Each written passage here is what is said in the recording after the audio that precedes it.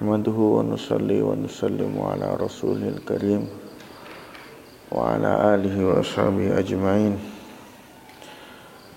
Qala al-imam al-hafidh Nasiruddin al-Mughultai rahimahullahu ta'ala wa damallahu nafa'an bi ulumihi wa ulumikum wa ulumi sairi salihina fid darain amin. Fi kitabihi al-musamma bi Khasaisil Mustafa sallallahu alaihi wasallam ila an qala wal qasami bi ismihi wal qasami lan sumpah bismihi kelawan asmani nabi wa ijabati da'watihi lan mustajabi doane kanjeng nabi wa ihya il mauta lan nguripake kang mati wa isma'is summi lan ndadekke krungu wong kang budak warati syamsilan balekake srengenge wa qalbil ayani lan balekake pira-pira perkara atau benda bolak-balikake benda. Wal qasami bi ismihi, bersumpah dengan namanya. Ini termasuk khususiyahnya baginda Rasulullah SAW, yaitu bahwa bersumpah dengan menggunakan nama Nabi itu boleh. Dan nufud, maknanya ketika dilanggar ya berarti harus membayar kafaroh. Ini sebetulnya mahalul khilaf bainal ulama. Masalah sumpah ini ulama malah berbeda pendapat. Aksarul ulama mengatakan sumpah itu baru jadi, maknanya mempunyai konsekuensi hukum, bisa dijadikan sebagai dasar untuk menentukan suatu hukum. Kemudian juga nanti menimbulkan efek jika dilanggar mewajibkan adanya kafaroh ketika seorang itu bersumpah dengan nama Allah atau salah satu dari sifat-sifatnya Allah Subhanahu wa ta'ala yang Allah infirad dengannya, ya, dengan nama Allah atau salah satu sifat-sifatnya Allah yang Allah infirad dengannya. Ini baru sumpah itu jadi. Kalau ini adalah ittifaq seluruh ulama. Nah, kalau dengan nama Nabi jadi atau enggak? Nah, ini ulama masih ikhtilaf. Justru malah mazhab Hambali itu mengatakan nufud jadi. Kalau selain mazhab Hambali tidak jadi. Nah, justru malah mazhab Hambali itu mengatakan sumpah dengan nama Nabi itu adalah jadi. Kalau selain mazhab Hambali malah mengatakan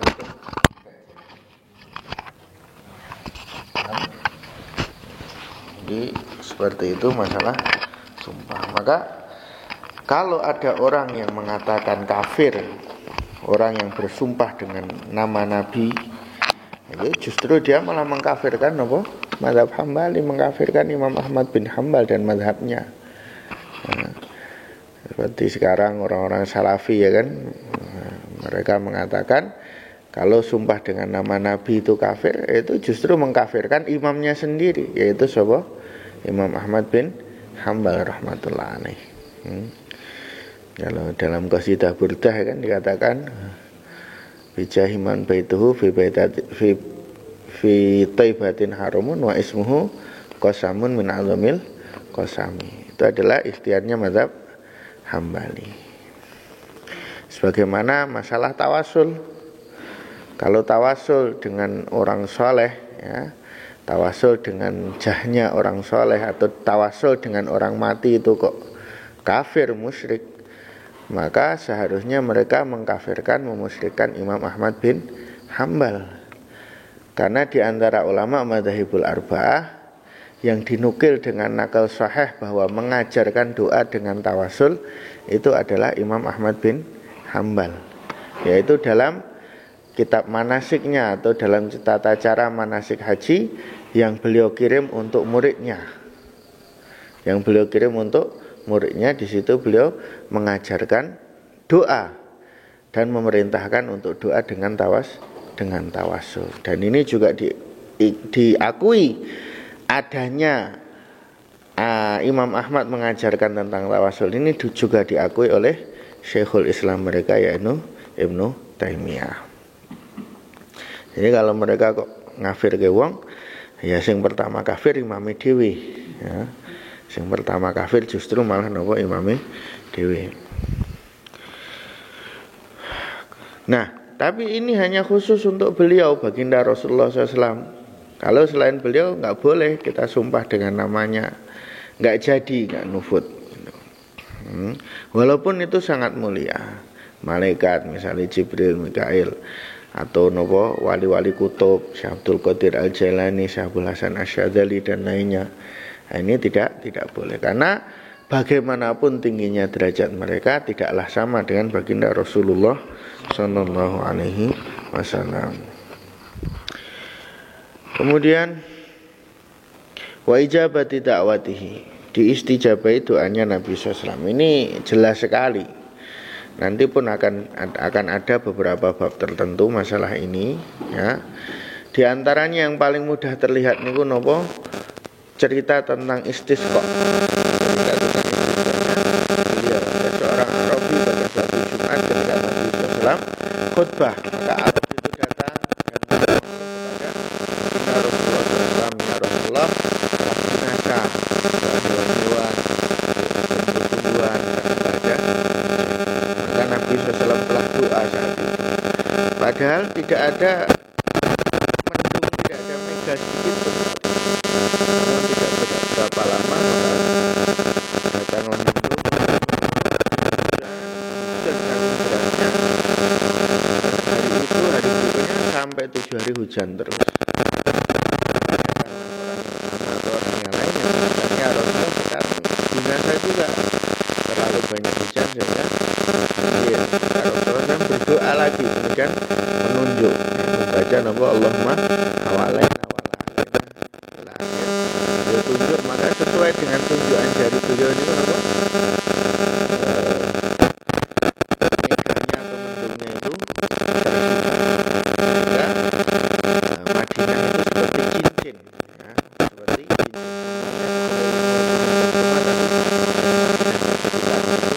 Kayak bolong. Nah ini kan berarti kan doanya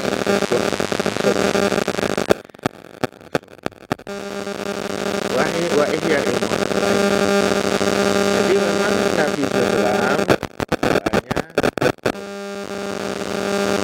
kemudian kalau kita lihat para aulia itu banyak yang doanya juga. Lalu yang penting kita pelajari di sini itu adalah kemana mereka menggunakan doa yang apakah untuk main-main masail, jaluk dunia dan lain sebagainya, atau untuk perkara yang lebih penting. Paham? Para amliya, para aulia doanya Ismul Azam ini luar biasa. Kekuatan Ismul Azam itu kalau diminta dengan Ismul Azam langsung dikasih. Kalau diminta dengan Ismul Azam itu nanti langsung dikasih. Namun pemilik Ismul Azam ini kemana mereka menggunakan doa? Ini yang luar biasa. Makanya kalau cerita di dalam Fadhil Amal itu kan adalah zikir kan. Ada seorang pengen belajar Ismul Azam, terus disuruh duduk di satu tempat, kamu tunggu di situ. Tiba-tiba dia lihat ada seorang kayu, seorang tua pembawa kayu. Jalan dengan tertatih-tatih, tiba-tiba didatangi oleh seorang tentara, dipukuli, dirampas kayunya, dipukuli. Maka orang ini yang minta Ismul Azam ini balik ke gurunya Kargodari, ambil gregetan. Kalau saya tahu Ismul Azam, tak doakan saya kemudian ternyata baca gurunya ya orang tua itulah yang ngasih Ismul Azam. Maknanya dia tahu menggunakan di mana Ismul Azam. Lah kamu belum tahu cara menggunakan, protong terus nesu-nesu wae, pengen ngamuk wae. Nek tiga Ismul Azam bukannya apakah kira-kira nanti enggak celaka semua seluruh dunia, binasa semua. Jadi ini satu perkara yang perlu untuk menjadi pelajaran kita. Doa yang mustajab itu di mana mereka berahli istijab sekali untuk kita tahu dan untuk kita pelajari. Untuk kita tahu inilah sir kenapa tidak semua doa kita itu langsung kespleng. Karena kita ini belum bisa mengontrol diri kita. Polisi tentara itu latihan pertama bukan latihan langsung nembak ya, baris ya. Sekian bulan latihan baris latihan ini latihan nembak pertama pun gak langsung dor, saya pakai mainan dulu,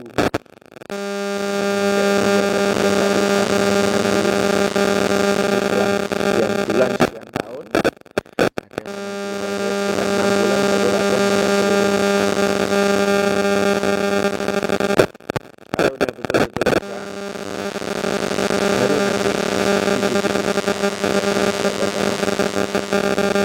nggak langsung dikasih. Kenapa? Nah kalau langsung dikasih ya mati semua nanti, binasa semua nanti.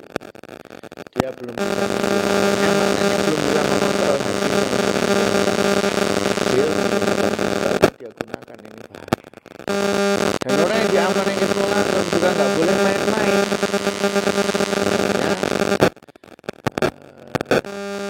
Ya Allah, seorang jadi tahu Ismul Azam itu nggak bisa main-main. Jadi saya Nabil Al-Umri Abdullah beliau cerita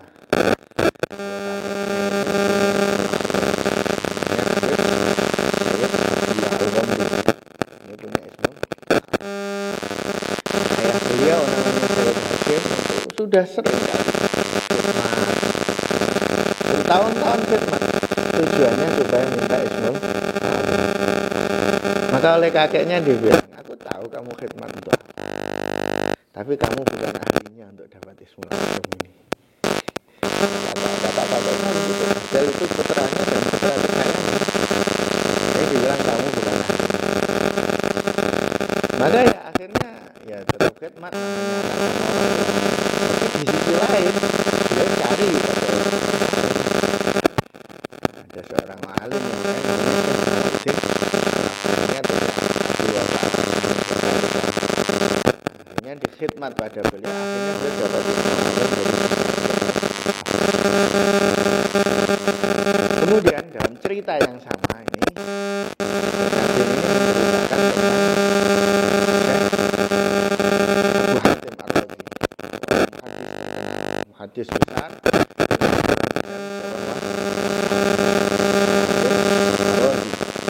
luar biasa, alim sekali. Bahkan boleh dikata beliau di zaman itu hampir disejajarkan dengan Mesir. Suatu ketika putranya namanya Abdurrahman bin Abi Hatim ini sakit keras sekali sampai hampir meninggal dunia. Maka beliau itu risau, sedih dengan keadaan putranya ini. Karena beliau punya Ismul Azam, akhirnya beliau berdoa dengan Ismul Azam agar putranya ini sembuh. Kemudian walaupun dijabai doanya, putranya sembuh.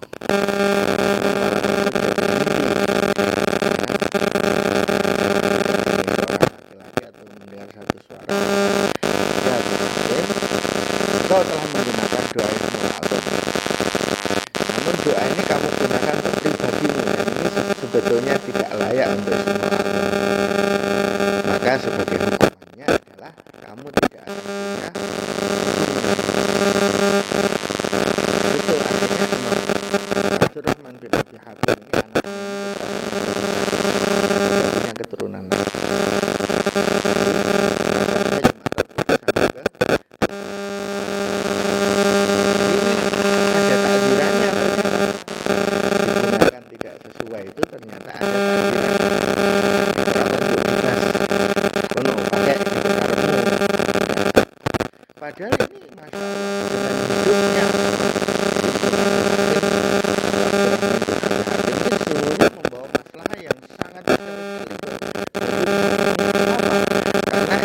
Abdurrahman bin Abi Hatim inilah yang mengumpulkan ilmunya bapaknya dan digabung dengan ilmunya, ilmunya beliau sendiri dari guru-guru yang lain, sehingga menjadi satu kitab besar yang bermanfaat bagi umat, yaitu kitab Allah Al-Jarhu.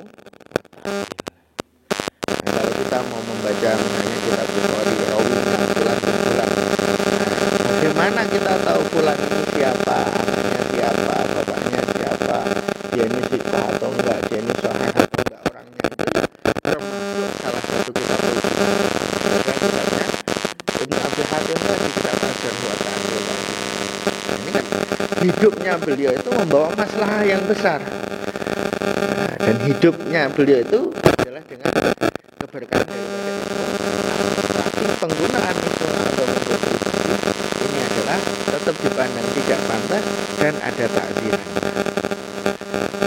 Maka ini adalah satu perkara yang perlu untuk kita renungkan, perlu untuk kita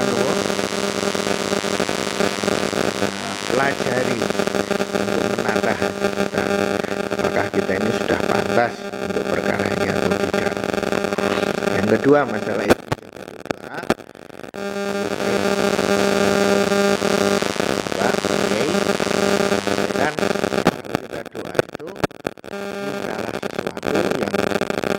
kalau Allah Ta'ala memberikan kapanpun itu, maka itu akan bermanfaat. Karena Allah yang memberikannya, mau kapan terserah Allah, bukan terserah kamu. Ya. Sekarang kalau kita misalnya doa, ya Allah berikan aku mobil mewah, kamu diberikannya umurmu udah 90 tahun, mau buat apa? Udah tua, udah lemah, mau buat apa? Mobil mewah, ya kan? Doa minta rumah mewah, nanti Allah berikan umur muda 90. Tapi kalau misalnya kamu doa, ya Allah berikan aku ilmu yang manfaat, atau berikanlah aku ampunan, maka mau dikasih umur berapapun, walaupun umurmu sudah 150 tahun baru dikasih ilmu manfaat, itu tetap beruntung saja.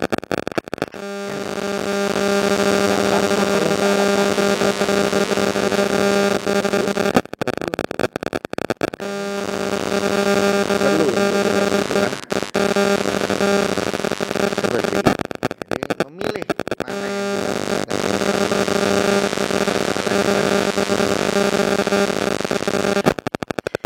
Wahya ilmauta, dan menunjukkan yang banyak kejadian pada Islam ada memang dihidupkan betul-betul, seperti cerita Dok kemarin sempat kita singgung, ya kan, Dok yang mati hidup lagi. Ada juga yang merupakan jenis hayat, jinsul hayat, jadi nampaknya tidak hidup secara tapi benda mati menjadi mempunyai sifatnya perkara yang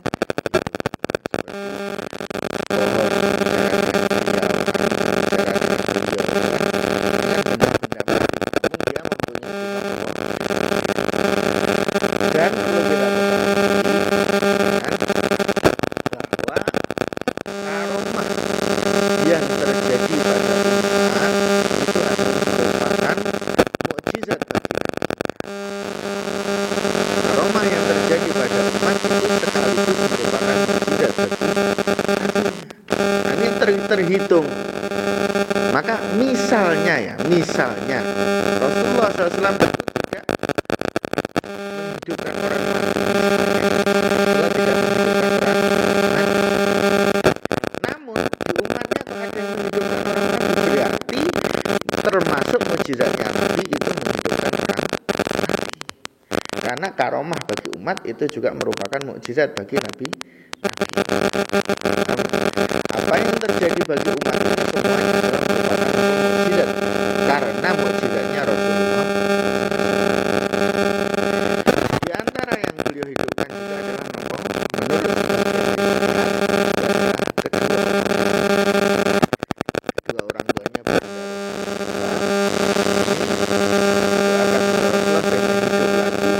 bersyahadat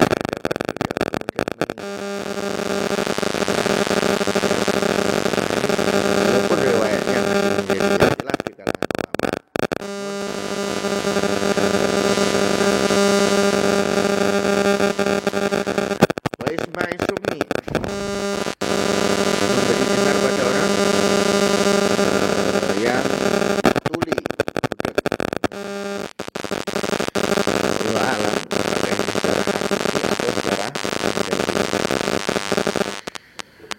raddi syamsi, membalikkan matahari. Ini pernah kejadian membalikkan atau menahan matahari. Dua-duanya telah terjadi pada zaman Nabi. Wakol bil ayani, merubah benda. Merubah benda dari satu benda bentuk menuju ke bentuk yang lain.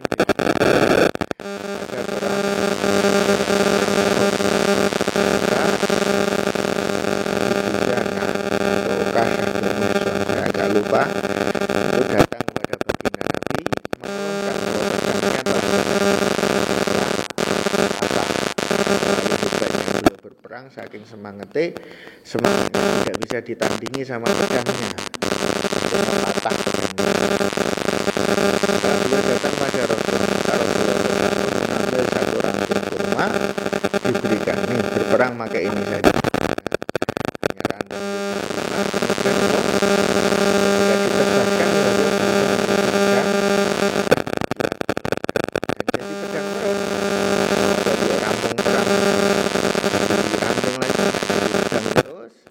Sampai beliau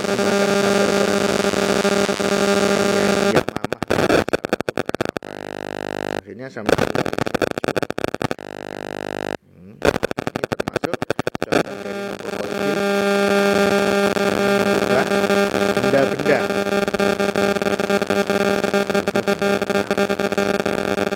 Wal ittila'i alal ghaib, melihat, wal ittila'i lan ningali alal ghaib, mengatasi perkara kang gaib.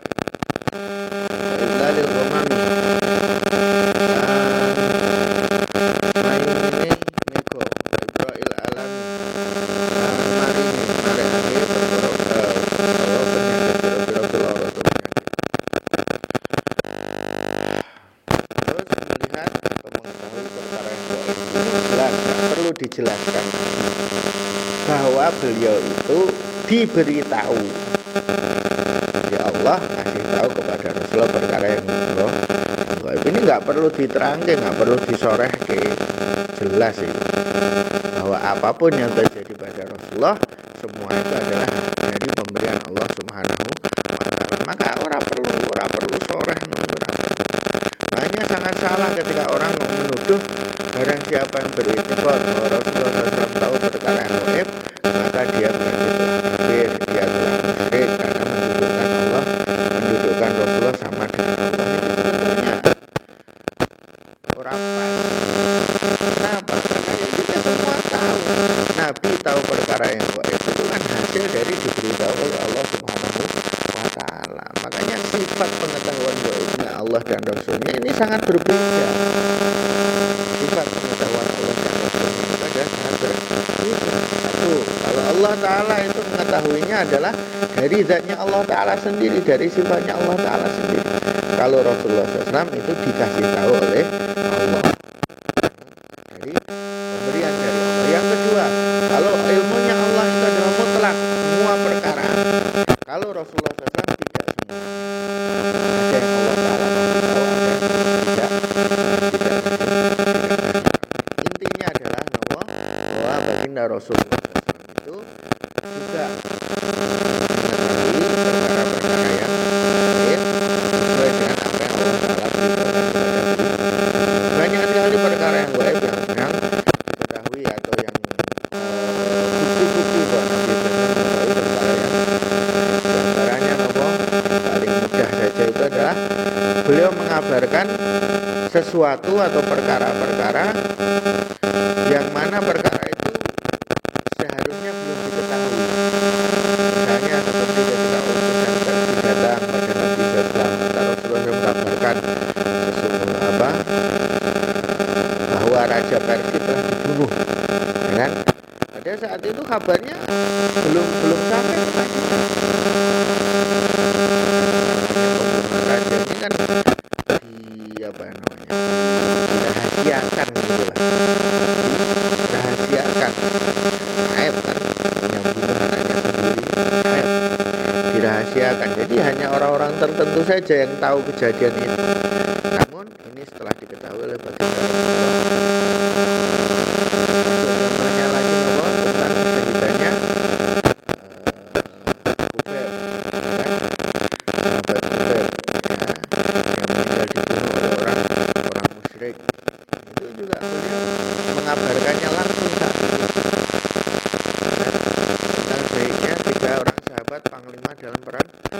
itu siapa? Abdullah bin Rawaha, Jabir bin Abi Thalib dan Zaid bin Harithah. Kan? Itu juga beliau mengabarkannya langsung pada hari kematian itu. Padahal jarak antara Mu'tah sampai Madinah itu berhari-hari perjalanan, kan? Berhari-hari perjalanan.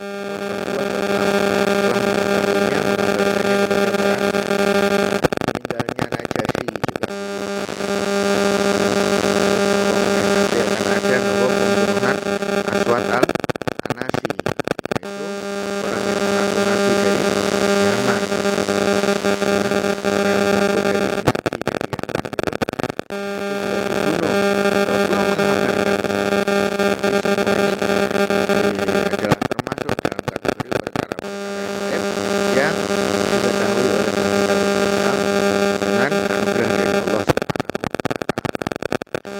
Lalil Ghamam dan dinaungi oleh Isa.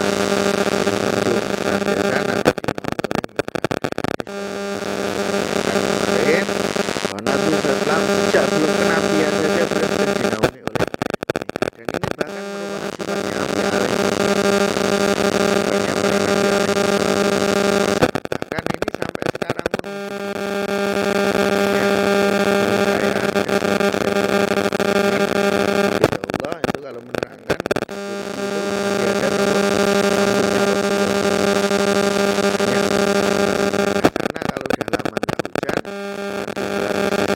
keluarkan itu rambutnya,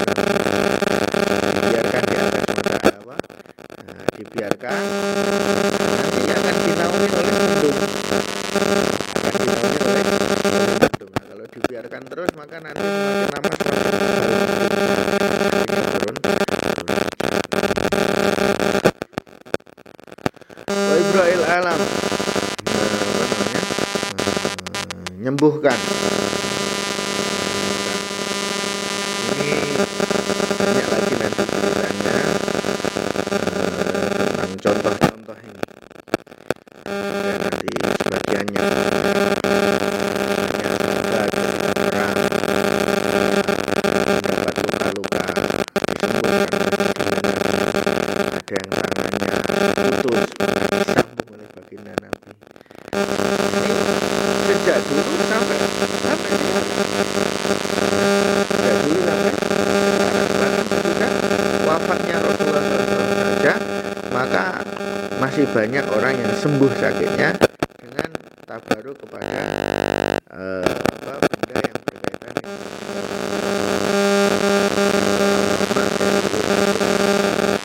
Libanon, benar, namanya Sayyid Jamil Abdul Halim. Beliau mengarang satu kitab khusus masalah ini, tentang kebolehannya bertabaruk